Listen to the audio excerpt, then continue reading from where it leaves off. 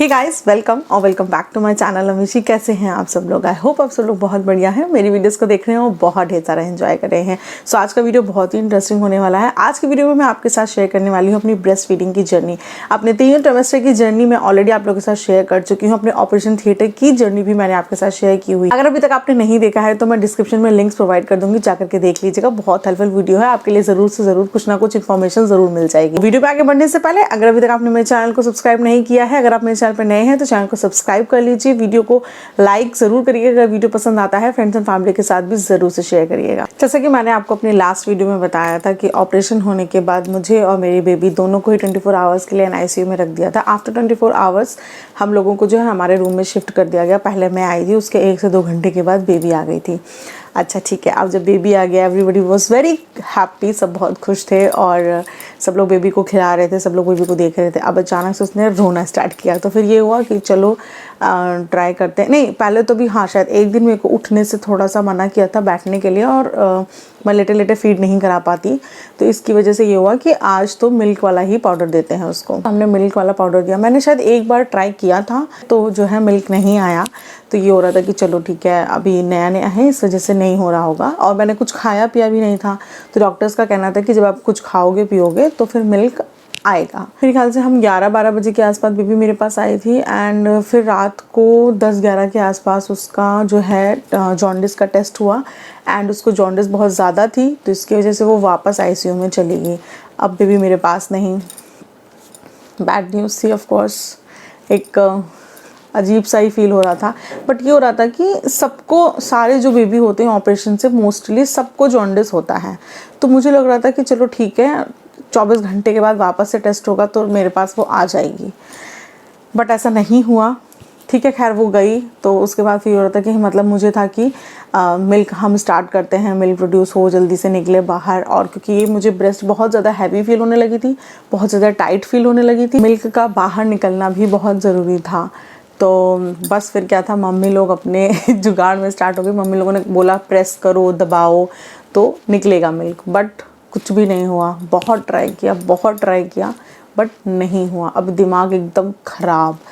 Natural है यार, मतलब आपको एक तो आपका ऑपरेशन, पेट से वैसे ही आप परेशान, और बेबी निकलने के बाद पेट इतना ज़्यादा ऐसे लूज़ फील होता है, ऐसा लगता है कि गिर गया, पता नहीं क्या अजीब अजीब सी फीलिंग्स हो रही थी। उसके ऊपर से एक ये और कि दूध नहीं आ रहा, मतलब मिल्क नहीं आ रहा, अब मैं कैसे फीड कराऊंगी अपने बेबी को। और मतलब मैं तो बिल्कुल भी उन मदर्स में से नहीं हूँ जो बच्चों को अपना फीड कराने में यकीन नहीं रखते। नहीं भाई, मेरे को तो कराना था अपना फीड, और ताशी के डैडी तो बिल्कुल भी इस चीज़ के अगेंस्ट थे। उनका था कि नहीं, मुझे पाउडर का मिल्क नहीं देना है बेबी को, जो है ऊपर का नहीं चलेगा, आपको खुद ही कराना पड़ेगा फीड। हमने बहुत कोशिश की, बहुत सारी कोशिश करी, बट नहीं हुआ। डॉक्टर्स से भी बात करने की कोशिश की थी। डॉक्टर्स का यही कहना था कि जब आप खाओगे पियोगे, और अभी बेबी आपके पास नहीं है, जब बेबी आपके पास आ जाएगा तो थोड़ा सा एक अलग अटैचमेंट होता है बच्चे का माँ से, तो ऑटोमेटिक जो है बच्चा जब दूध ढूंढता है तो वो चीज़ अपने आप होती है।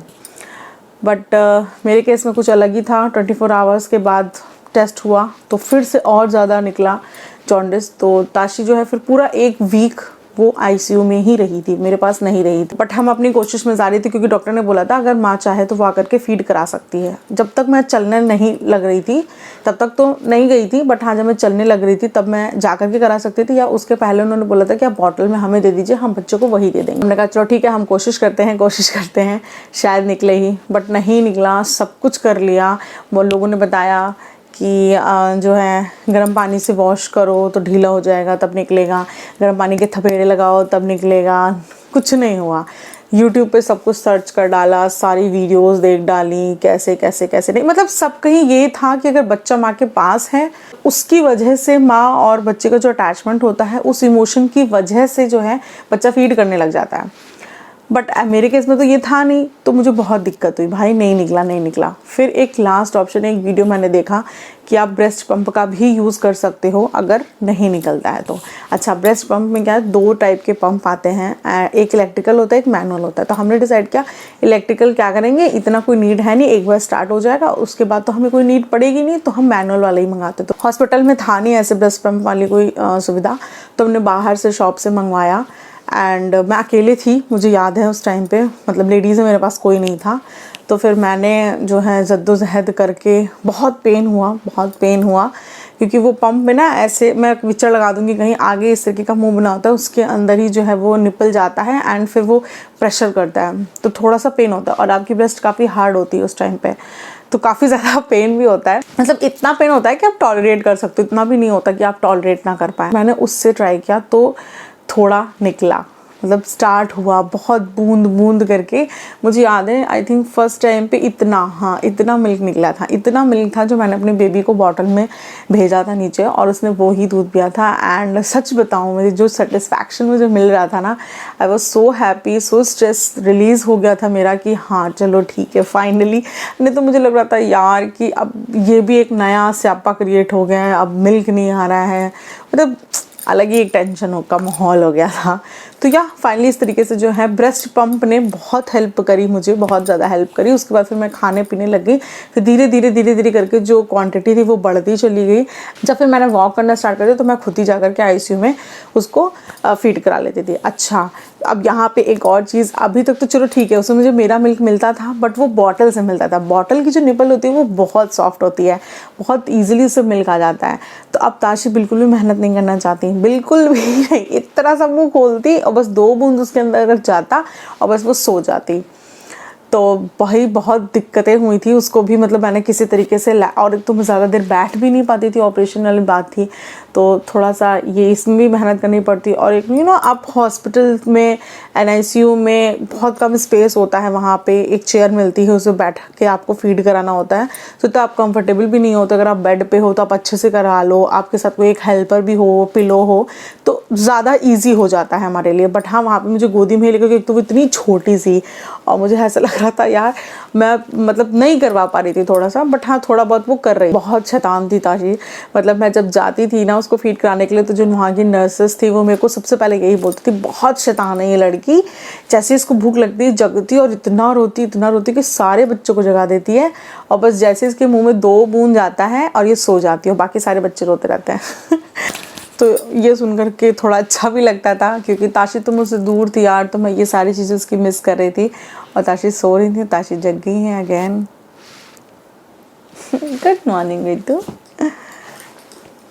जब ये सोती तो मैं सोचती वीडियो शूट कर लेती हूँ, बट ये जग जाती बीच में। तो इस तरीके से धीरे धीरे ताशी ने फीड करना स्टार्ट कर दिया। एंड उसके बाद फिर जब हम घर आ गए थे तो और भी इजीली मैं पिलो वगैरह रख करके इसको फीड कराती थी, तो ये फीड करती थी। अच्छा, एक और चीज़ अब इसने क्या किया, ये ना सिर्फ एक साइड यानी कि राइट साइड जो है ये बहुत अच्छे से फीड करती थी, लेफ्ट साइड फीड ही नहीं करती थी। एकदम मुझे बहुत गुस्सा आया, क्योंकि लेफ्ट साइड पे जिस तरह से आपका मिल्क प्रोड्यूस नहीं हो रहा है, मिल्क स्टोर हो रहा है, तो दिक्कत होती है। तो फिर मैंने एक दिन इसको जिद कर ली कि नहीं, मैं इसको लेफ़्ट में ही कराऊंगी, चाहे जितना रोइए। और ये रोई जा रही, लेकिन मतलब पी नहीं रही। बट फिर मैं भी जिद पड़ी हुई, तो मैंने उसको ज़बरदस्ती मैंने कहा नहीं बेटा इधर ही पीना है आज तो तुम्हें। फिर इसको मैंने जब पिलाया तो फिर खैर इसने एक टाइम के बाद पिया और अच्छे से पिया। एंड फिर उसके बाद इसने दोनों साइड पीना स्टार्ट। ऐसी कुछ रही मेरी जो है ब्रेस्ट फीडिंग की जो प्रोसेस थी, मिल्क इस तरीके से आना स्टार्ट हुआ। ब्रेस्ट पंप ने बहुत हेल्प करी, और कोई भी चीज़ ऐसी नहीं थी जो मुझे हेल्प की हो, बट हाँ इसने मुझे बहुत हेल्प करी, और इसकी ही वजह से। एंड मैं वैसे भी कहूँगी कि ब्रेस्ट पंप होना चाहिए इन फ्यूचर, जब बच्चा आपका मतलब थोड़ा सा बड़ा हो जाता है, आपको कहीं जाना पड़ता है, आप उसे हर जगह तो नहीं लेके जा सकते हो, तो अगर आपके पास ब्रेस्ट पंप है तो आप अपना जो मिल्क है वो निकाल करके रख सकते हो, और बच्चा आराम से फीड भी कर सकता है उसको बाद में। तो ये चीज़ मुझे काफ़ी फ्यूचर में भी हेल्प करी, तो मुझे लगता है कि मेरा ब्रेस्ट पंप का जो डिसीजन था वो काफ़ी अच्छा था, काफ़ी सही। अब मैं यहाँ पे कुछ चीज़ें, एक बहुत इंपॉर्टेंट चीज़ बोलना चाहूँगी कि जो मदर्स देखो जिनका खुद का पर्सनल डिसीजन होता है कि नहीं मुझे अपने बच्चों को फीड नहीं कराना, वो एक अलग पॉइंट ऑफ व्यू है, उसके बारे में तो मैं बात ही नहीं करूँगी, बिकॉज मैं उस चीज़ को सपोर्ट नहीं करती हूँ, ठीक है। बट सबके अपने पर्सनल रीजंस होते हैं, हम उस पर नहीं जाते। बट हाँ, कुछ मदर्स ऐसी भी होती हैं जो चाहती हैं फीड कराना, बट अनफॉर्चुनेटली वो इस चीज़ को नहीं कंटिन्यू कर पाती हैं, या इस चीज़ में उनका भगवान साथ नहीं देते हैं, या कुछ भी कह लीजिए। बट ऐसा नहीं होता है कि वो चाहती नहीं है, इंटरनली वो कोशिश भी करती हैं, बट चीज़ें नहीं पॉसिबल हो पाती हैं, तो इट इज़ कम्प्लीटली ओके। तो इट इज़ कम्प्लीटली ओके। मैं उनके फैमिली मेम्बर से रिक्वेस्ट करना चाहूँगी कि इस चीज़ को आप समझिए, क्योंकि हर मदर चाहती है वो अपने बच्चे को अपना फीड कराना, बट ठीक है, नहीं हो पाता यार कभी कभी। मार्केट में हमारे पास बहुत सारे जो है उसके अल्टरनेटिव अवेलेबल हैं, तो हम उसका सहारा लेते हैं, इसमें कोई बुरी बात नहीं है। आपने कोशिश की ना, बस ये इम्पॉर्टेंट है, समझिए इस चीज़ को। मैं ये कहना चाहूँगी, बहुत सारे लोग हैं जो ब्लेम करते हैं कि अरे नहीं पिलाया, बच्चे को दूध नहीं पिलाती हैं, अपना नहीं पिलाती हैं, तो ऐसा नहीं होता है। और उन माँओं को भी ज़्यादा गिल्टी फील करने की ज़रूरत नहीं है। हाँ, बुरा लगता है यार, ऑफ कोर्स, क्योंकि हर माँ चाहती है अपने बच्चे को अपना दूध पिलाना, बट कभी कभी ऐसी चीज़ें पॉसिबल नहीं हो पाती हैं, तो आप इस चीज़ के लिए निराश बिल्कुल भी नहीं होइए। आपका प्यार जो है वो सबसे ज़्यादा इम्पॉर्टेंट है, और अगर आप खुश रहेंगे तो आपका बच्चा भी खुश रहेगा। तो निराश नहीं होना है, जो है आप अच्छे से, जो आपके पास जो भी चीज़ अवेलेबल है, आप अपने बच्चे को वो अच्छे से प्रोवाइड करिए। तो ऐसी रही मेरी ब्रेस्ट फीडिंग की जर्नी। इसमें कुछ इंपॉर्टेंट पॉइंट्स जो मैं हाईलाइट करना चाहूँगी, जो नई माएँ हैं, जो अपकमिंग हैं इस चीज़ में, उनके लिए शायद हेल्पफुल हो जाए। सबसे पहली चीज़ कि जो ये एक मिथ है, हाँ ये तो बहुत इंपॉर्टेंट बात है यार, जो मुझे भी मेरे माइंड में डाउट था, बट मैं कभी भी इसके उसमें नहीं थी, फेवर में नहीं थी। एक मिथ कि अगर आप जो है इनर वेयर कैरी करते हो, ठीक है, आप अपना इनर वेयर अगर कैरी करते हो आफ्टर डिलीवरी, तो जो है मिल्क अच्छे से प्रोड्यूस नहीं होता है, गांठें वगैरह पड़ जाती हैं, तो ये कम्प्लीटली मिथ है। ऐसा कुछ नहीं होता है। डे 1 से आफ्टर डिलीवरी मैंने अपने इनर वेयर कैरी किए हैं, सच में। मुझे इवन वहाँ की नर्स ने भी बोला था कि मत पहनिए आप, हो सकता है इसकी वजह से मिल्क ना आए, बट मुझे था कि आई एम वेरी अनकम्फर्टेबल, तो मैंने कहा नहीं भाई, ये तो नहीं हो पाएगा मेरे से। हाँ, मार्केट में बहुत सारे ऑप्शंस अवेलेबल हैं, बहुत सारी फीडिंग जो वेयर हैं वो आते हैं आपके इनर, तो आप उनको परचेज़ करिए, आप उनको पहनिए, जिससे आपको बच्चे को फीड कराने में भी आसानी हो और आपकी बॉडी भी कंफर्टेबल रहेगी। तो ठीक है, ये एक ऑप्शन है आपके पास, आप इस चीज़ के साथ जा सकते हैं। ऐसा बिल्कुल भी नहीं है कि अगर आप इनर वेयर कैरी करते हो तो आपको मिल्क प्रोडक्शन में कोई प्रॉब्लम होती है। सेकंड, बच्चे को अपने पास रखिए। अगर आपका जो ब्रेस्ट फीडिंग में प्रॉब्लम होती है, बच्चा आपके पास जितना करीब रहेगा, आपका मिल्क उतनी जल्दी प्रोड्यूस होगा, वो उतनी जल्दी फीड करना स्टार्ट कर देगा। मेरे केस में प्रॉब्लम थी कि मेरी बेटी जो है वो ICU में थी, तो वो मेरे पास बिल्कुल भी नहीं थी। इसकी वजह से मुझे थोड़ी सी और ज़्यादा प्रॉब्लम हुई, नहीं तो शायद मुझे पंप का सहारा नहीं लेना पड़ता और वो जल्दी से लैच कर लेती। तीसरा सबसे इम्पॉर्टेंट होता है कि बच्चे को लैच करना आपको खुद से सिखाना पड़ेगा, क्योंकि बच्चे को नहीं पता होता है। एंड अगर उन्हें जो है एक बार उन्हें बॉटल की आदत लग गई, निपल्स की, उस निपल की आदत लग गई, तो फिर वो थोड़ा सा और उनको टाइम लगता है लैचिंग को सीखना। तो आप कीजिए अच्छे से, पहले आप थोड़ा सा कंफर्टेबल पोजीशन में बैठिए, क्योंकि आपको इस प्रोसेस में थोड़ा टाइम लग सकता है। तो कंफर्टेबल पोजीशन में बैठिए, पिलो को अपने ऊपर रखिए एंड उसके ऊपर अपने बेबी को रखिए, या फिर आप किसी दूसरे सेकंड पर्सन का भी, अपने हस्बैंड का, अपनी मदर इन लॉ का या अपनी मदर का, किसी का भी सहारा ले सकते हैं जिसके साथ आप कंफर्टेबल हों। और वो उसको जब अच्छे से होल्ड कर लेगा, तब आप अच्छे से उसको लैच करा पाओगे। बच्चा एक बार लैचिंग सीख लेता है तो फिर उसके बाद वो आराम से फीड कर लेता है। और कोशिश करिए दोनों साइड प्रॉपर टाइम दे करके फीड कराइए, क्योंकि अगर आप एक साइड करवाओगे, एक साइड नहीं कराओगे, तो आपको ही दिक्कत होगी एंड बच्चा भी फिर उसको आदत हो जाएगी। Because left and write head का पोजीशन का होता है, तो उनको जिस तरफ से आदत होती है वो फिर उसी तरफ से पीते हैं। तो आपको थोड़ा इधर थोड़ा उधर, दोनों लेफ्ट एंड राइट पे ट्राई करना है।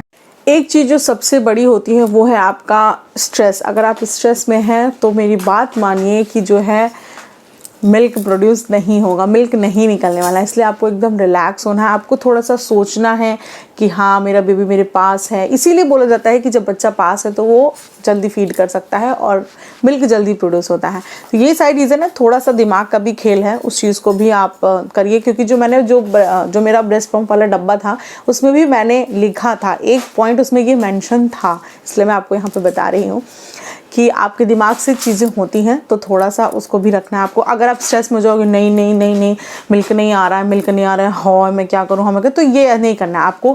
पैनिक नहीं होना है, आराम से चीज़ों को करना है, तो सब चीज़ें होती हैं।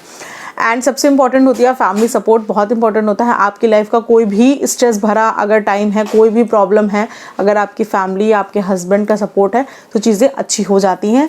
एंड एज यूजुअल मेरे हस्बैंड का यहाँ पे बहुत ज़्यादा सपोर्ट था। उन्होंने बोला कि ऐसे नहीं ऐसे करना, ऐसे नहीं ऐसे करना। उन्होंने मेरे को सब चीज़ बताई कि आप रिलैक्स होके करो, रिलैक्स होके करो, सोचो कि हाँ ताशी को फीड कराना है, अच्छी अच्छी चीज़ें सोचो, उसको सोचो, फील करो, फील करने की कोशिश करो तो हो जाता है। ये सारी चीज़ें भी थी जिन्होंने मुझे हेल्प किया। एक और पॉइंट मैं यहाँ पे बताना भूल गई कि मिल्क नहीं आ रहा है तो आपको उसको क्या करना है, जो अच्छे से वॉश करना है, गर्म पानी से आप उसको वॉश करिए। एंड अगर आपके पास कोई हैंकी या छोटा कपड़ा है उसको गर्म पानी में भिगो के ऐसे ऐसे करके थपेड़े लगाइए। इससे क्या होता है ना, वो लूज़ होता है तो भी मिल्क निकलने लगता है, किसी किसी का हार्ड हो जाता है। तो अगर ये वाली प्रॉब्लम है तो वो इससे सॉल्व हो जाएगी। तो आप ये भी कर सकते हैं। मेरे केस में तो काम नहीं किया था, बट हाँ मे भी हो सकता है आपके केस में काम कर जाए, तो मैंने ये पॉइंट यहाँ पे क्लियर कर दिया है। फोर्थ पॉइंट जो कि सबसे इंपॉर्टेंट है कि आपको बहुत अच्छे से खाना है, बहुत अच्छे से खाना है। एक तो वैसे ही आपकी बॉडी वीक है क्योंकि आपका ऑपरेशन हुआ है, आपको बहुत ज़्यादा कैल्शियम और प्रोटीन और विटामिन की ज़रूरत है, तो आप अच्छे से खाइए। मसूर की दाल सबसे ज़्यादा मिल्क प्रोडक्शन में हेल्पफुल होती है, तो मसूर की दाल खाइए। एंड एग अगर आप खाते हैं तो आप एग खाइए, उससे भी मिल्क प्रोडक्शन बहुत ज़्यादा होता है। एंड 1 गिलास दूध ज़रूर पीजिए क्योंकि कैल्शियम उसमें बहुत ज़्यादा होता है। एंड मिल्क प्रोडक्शन के लिए अगर आप मिल्क ही इनटेक कर रहे हो तो ज़्यादा अच्छा रहता है। तो खाने पीने पे बहुत ज़्यादा फोकस करना है, तभी जो है वो अच्छा प्रोडक्शन होगा आपका और बच्चे के अंदर भी सारी चीज़ें अच्छे से जाएंगी। अच्छा, इससे हटके थोड़ी सी कुछ और बात जो मैं लास्ट अपने वीडियो में बताना भूल रही, कुछ लोगों को कन्फ्यूजन रहता है गलने वाले टाँके और जो नॉर्मल कटने वाले स्टिचेस होते हैं उसके बीच में। तो मैं आपको क्लियर कर दूं कि जिनकी पेट की जो चर्बी होती है, यानी कि जो पेट की जो स्किन होती है वो पतली होती है, उनके जो है वो गलने वाले टाँके लगते हैं। एंड जिनकी जो स्किन है वो थोड़ी सी मोटी होती है, उनके कटने वाले टाँके लगते हैं। तो मुझे देख करके तो आप अंदाज़ा लगा ही सकते हैं। मेरे जो है वो कटने वाले ही टाँके लगे थे, मुझे टोटल 13 स्टिचेस लगे थे। आधे जो है उन्होंने मेरे डिस्चार्ज होने के टाइम पे कट कर दिए थे एंड आधे मुझे 2 से 3 दिन के बाद आने थे कट करवाने। तो फिर मैं आ गई थी वापस उसको कट करवाने के। गलने वाले टाँके होते हैं उसमें तो इतने प्रिकॉशन की कोई नीड नहीं होती क्योंकि वो अपने आप गल जाते हैं, बट हाँ उनको भीगोना नहीं है। टाँके कैसे भी हो, कटने वाले गैर कटने वाले, आपको उनको भीगने नहीं देना है बिल्कुल भी। तो मैं यहाँ पे ये ज़रूर कहना चाहूँगी कि ऑपरेशन हो गया उसके बाद दिक्कतें ख़त्म हो गई, ऐसा नहीं होता है। आपको बहुत ज़्यादा ध्यान रखना है अपने टाँकों का, उस पर बिल्कुल भी पानी नहीं जाना चाहिए। अगर उस पर एक बूंद भी पानी चला गया तो आपको बहुत दिक्कत होने वाली है। अगर आपने ध्यान नहीं रखा, अच्छे से आप उठे बैठे नहीं धीरे आहिस्ता से, तो बहुत दिक्कत हो सकती है। मतलब मैंने बहुत ज़्यादा इन सब चीज़ों का ध्यान रखा था। तो खैर टचवुड भगवान की कृपा से मुझे कोई प्रॉब्लम नहीं हुई थी। बट हाँ, मेरे फैमिली में और भी जो लोग मेरे साथ प्रेग्नेंट थे उनकी डिलीवरी ऑपरेशन के थ्रू हुई तो उनको बहुत दिक्कत हो गई थी, उनके सारे स्टिचेस पक गए थे एंड बहुत दिक्कत हो गई थी भाई, बहुत ज़्यादा दिक्कत हो गई थी। उसमें फिर क्या होता है ना, उससे मवाद टाइप का बन जाता है एंड बहुत प्रॉब्लम हो जाती है। तो ये सब चीज़ें ना हो इसलिए आपको बहुत ज़्यादा ध्यान रखना है। डॉक्टर जिस तरीके के इंस्ट्रक्शंस दें आप उनको फॉलो करिए तो ही आपको कोई दिक्कत नहीं होगी। और ताशी यहाँ पे मुझे इयरिंग्स पहनाने की कोशिश कर रही हैं। हाँ बच्चा, मम्मा ने पहन रखा है बेटू, मम्मा ने पहना, आप पहन लो, आप पहन लो। थोड़ा सा खांसते छींकते टाइम भी थोड़ा सा ध्यान रखिए। कोशिश करिए कि ऑपरेशन के जस्ट बाद आपको कोल्ड तो बिल्कुल भी ना हो क्योंकि खांसने का सबसे ज़्यादा इफेक्ट पड़ता है आपके टाँकों पे। अगर आपको एक छींक, एक हल्की सी खांसी भी आई ना तो वो सीधे आपको ऐसा लगेगा कि मेरे टाँके खुल गए भाई। तो ये बहुत ध्यान रखना है, छोटी छोटी सी चीज़ें हैं उसका ध्यान रखिए। एंड बस हाँ, जिस तरीके से डॉक्टर आपको बताएं टाँकों को अच्छे से, जब आपके टाँके सारे कट जाएं उनको अच्छे से क्लीन करना है। उसमें बिटाडीन या और भी कोई लोशन वो देते हैं लगाने के, तो आप उसको लगाइए अच्छे से क्लीन करके। सॉफ्ट हाथों से उसको क्लीन करना है, साबुन लगा करके अच्छे से। ऐसा है बहुत सारे लोग बोलते हैं कि साबुन नहीं लगाना चाहिए, बट ऐसा नहीं है। मेरे डॉक्टर ने तो मुझे ये बोला था कि उसमें गंदगी बिल्कुल भी नहीं होनी चाहिए। अच्छे से आपको साबुन लगा के क्लीन करना है, पानी को बहने देना है अच्छे से कि वो पूरा वाटर जो है वो अच्छे से निकल जाए अच्छे से। और बहुत ज़्यादा मैं अच्छे से बोल रही हूँ। नेक्स्ट, आपको नीचे नहीं बैठना है, सबसे इम्पॉर्टेंट तो कम से कम अवॉइड करिए। 6 से 7 महीने नीचे बैठना नहीं ही है बिल्कुल। एंड दूसरा, आपको 6 महीने तक आटा नहीं लगाना है, मतलब आटा गूंदना नहीं है, ठीक है। मुझे नहीं याद है, मैंने आई थिंक 5 महीने तक नहीं लगाया था, उसके बाद तो फिर भाई मैंने शुरू कर दिया था क्योंकि होता है ना यार, कहाँ तक आप किसी दूसरे से बोलो। बट हाँ, अगर आप कर सकते हैं, मैं तो यही सजेस्ट करूँगी कि ना करिए। ये सारी छोटी छोटी सी चीज़ें हैं, अगर आप ध्यान रखते हैं तो आपके टाँकों को कुछ नुकसान नहीं होगा। अदरवाइज़ बहुत ही बुरी चीज़ें आप फेस कर सकते हैं। जितनी दिक्कतें आपको डिलीवरी के टाइम पे नहीं हुई है ना, उससे ज़्यादा दिक्कत हो जाती है भाई, मैं बता रही हूँ। तो इसलिए बहुत ज़्यादा ध्यान रखिए। सो या आई थिंक मैंने हर एक चीज़ कवर कर ली है, मैं कुछ नहीं भूली हूँ। मेरा जो एक्सपीरियंस था ब्रेस्ट फीडिंग का एंड ऑपरेशन थिएटर और सारी चीज़ें मैंने इसमें आपको क्लियर बता दी हैं। फिर भी अगर कुछ रह जाता है या फिर कोई क्वेरी है आपके मन में तो आप मुझे कमेंट करके या मुझे इंस्टाग्राम पे डायरेक्ट डीएम करके पूछ सकते हैं। मैं ज़रूर से जवाब दूंगी, ज़रूर से कोई नेक्स्ट वीडियो बना करके लेकर आऊँगी आपके लिए। सो या that's it for today's video. I hope आज का वीडियो आपको पसंद आया होगा। वीडियो अगर पसंद आया है तो फ्रेंड्स और फैमिली के साथ ज़रूर से शेयर करिएगा एंड वीडियो को लाइक करना बिल्कुल भी ना भूलिएगा। चैनल को सब्सक्राइब कर लीजिए, बेल आइकन को प्रेस कर लीजिए ताकि वीडियो आप तक फटाफट से पहुंच जाए। जल्दी मिलूंगी आपके साथ एक और हेल्पफुल वीडियो और प्यारे प्यारे व्लॉग्स के साथ। तब तक अपना बहुत ढेर सारा ख्याल रखिए, मुझे प्यार करते रहिए, मेरी वीडियोस को देखते रहिए। Bye bye, tata, take care.